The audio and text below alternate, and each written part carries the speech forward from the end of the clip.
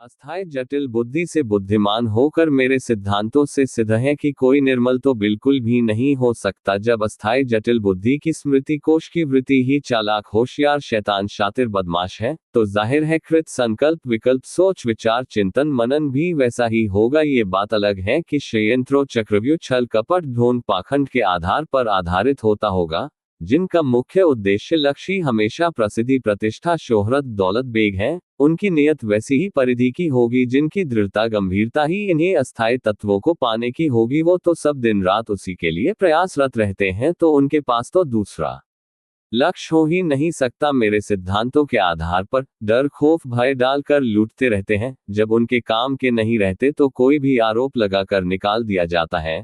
सबसे चर्चित आरोप है गुरु शब्द का उल्लंघन, जिसकी सजा नरक भी नहीं मिलता। शब्द प्रमाण के कारण शेष अंध भक्त उसे से इस कदर दूर हो जाते हैं कि उसे जानते ही नहीं। जो वो तो कई बार खुद को अकेला और खुद को ही गुनहगार समझकर आत्महत्या पर उतारू हो जाता है। उस स्थिति में अगर बच जाता है तो जीवन भर तिरस्कार का जीवन जीना पड़ सकता है।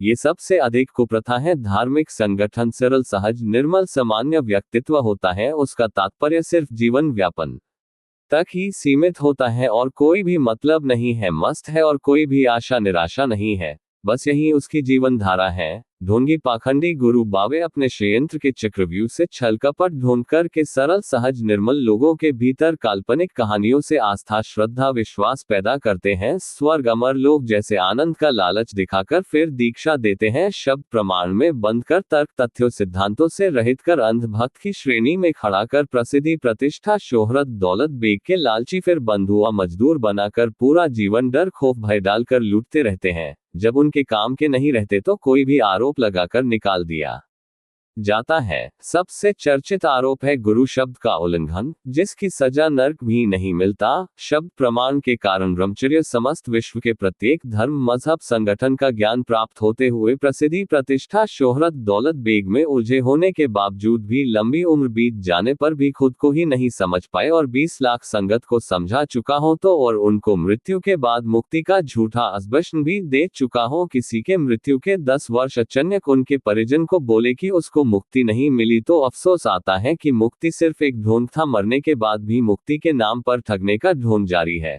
अस्थायी समस्त उन्नत विशाल भौतिक सृष्टि के होने न होने से तात्पर्य नहीं है। चाहे कैसे भी खुद को अस्थायी तत्वों गुणों वाले ही सर्वश्रेष्ठ इंसान शरीर में समझ रहे हो तो इतना ही काफी है और यह सब्विक संभावना उत्पन्न करता है खुद को समझकर खुद के स्थायी स्वरूप से रूबरू होने के लिए, सिर्फ जिसके लिए ही यह शरीर मिला था। ऐसी संभावना नहीं उत्पन्न करते तो खुद को दूसरी अनेक प्रजातियों से भिन्न समझने का कोई तथ्य सामने नहीं आता, तो सिर्फ आहार निद्र भय मैथुन के लिए ही सार्थक सिद्ध हो रहे हो। सर्वश्रेष्ठ इंसान शरीर मिलने के बाद भी यथार्थ सिद्धांत मेरा एक ऐसा सिद्ध साफ तर्क तथ्य मेरे सिद्धांतों से प्रमाणित समीकरण है कि किसी भी काल युग समय सृष्टि गुण तत्व से समपूर्ण रूप से मुक्त है, किसी भी चीज वस्तु शब्द के प्रभाव से रहित है, धर्म मजहब संगठन भ्रांतियों से मुक्त समझ है, ज्ञान विज्ञान ध्यान दार्शनिक से भी मुक्त है।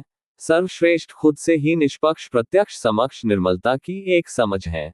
जब से इंसान अस्तित्व में आया है तब से लेकर अब तक सिर्फ खुद के स्थायी स्वरूप से रूबरू न होने के पीछे सिर्फ एक ही कारण है कि खुद की अस्थायी जटिल बुद्धि से बुद्धिमान हुआ है, जिससे खुद से ही निष्पक्ष नहीं हुआ, जिससे खुद की पक्षता के अहम घमंड अहंकार में होता है।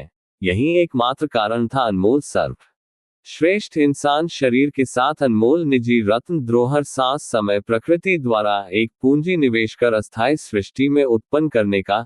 शेष सब तो सभी अनेक प्रजातियां कर रही हैं। यथार्थ सिद्धांत अस्थायी जटिल बुद्धि को संपूर्ण रूप से निष्क्रिय करने के बाद की प्रत्यक्ष समक्ष की निर्मल समझ है। सारी कायनात में जो आज तक जब से इंसान अस्तित्व में आया है कोई नहीं कर पाया, वो सब सिर्फ एक पल में कर दिया। खुद को समझकर खुद के स्थायी स्वरूप से रूबरू हुआ हूँ, जीवित ही हमेशा के लिए। खुद के स्थायी स्वरूप से रूबरू होने पर भी अस्थायी समस्त उन्नत विशाल भौतिक सृष्टि में मेरा अस्तित्व ही नहीं है। खुद ही खुद को समझ कर खुद से निष्पक्ष होने के लिए खुद ही खुद की बुद्धि को निष्क्रिय करना जरूरी था। क्योंकि अपने गुरु को जब देखा ब्रह्मचर्य के साथ समस्त विश्व के प्रत्येक धर्म मजहब संगठन के ग्रंथ पोथी पुस्तकों का ज्ञान के साथ नियम मर्यादा पुरुषोत्तम होने पर भी अहम घमंड अहंकार भी बहुत था, जिस कारण खुद के भीतर काल्पनिक प्रभुत्व समझ बैठे थे, अस्थायी प्रसिद्धि प्रतिष्ठा शोहरत दौलत बेग के नशे में थे। जो खुद को ही नहीं समझा तो दूसरे लाखों को समझाने का प्रमाण पत्र कहाँ से लिया, जो बिल्कुल एक पाखंड ढूंढ धंधा है। सारी कायनात अस्थायी तत्वों गुणों से लंबे समय की प्रक्रिया के उत्पन्न होने की संभावना है। अस्थायी प्रकृति और अस्थायी जटिल बुद्धि एक समान तंत्र पर आधारित है।